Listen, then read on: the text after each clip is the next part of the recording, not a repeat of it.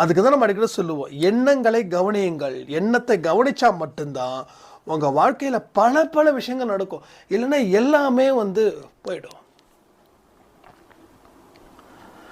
3வது கற்பனை, அது மிகப்பெரிய ஆரோக்கியமான கற்பனை. அது மோஸ்ட்லி பண்ணக்கூடிய ஜெயிச்சிட்டாங்க. அது எப்படிப்பட்டது அப்படின்னா, நம்ம நல்லா வாழ்கிறோம், நம்ம சிறப்பாக இருக்கிறோம், நம்ம தொழிலை இந்த மாதிரி கொண்டு வரோம், இந்த மாதிரி கஸ்டமர்ஸ் நம்மக்கிட்ட பேசுகிறாங்க, பழகுறாங்க, நான் வேலை செய்கிற இடத்துல என்னோட எம்டி, என்னோட ஓனர் எல்லாருமே என்னை கொண்டாடுறாங்க, ஏன்னா நான் வேலையை அவ்வளோ தத்ரூபமாக செய்கிறேன். ஸோ இது மாதிரி கற்பனை. இப்போ இங்கே நிறைய ஹவுஸ் ஒய்ஃப் இருக்கீங்க. ஓகே, என்னோடய கணவர் என்னோட சாப்பாட்டை, நான் சாப்பிட்ற உணவை சந்தோஷமாக அனுபவித்து சாப்பிட்றாரு, என்னை நல்லா பார்த்துக்கிறாரு, என்னை பாராட்டுறாரு. உங்கள் கணவர் உங்கள் தட்டு முன்னாடி சாப்பாடக்கூடிய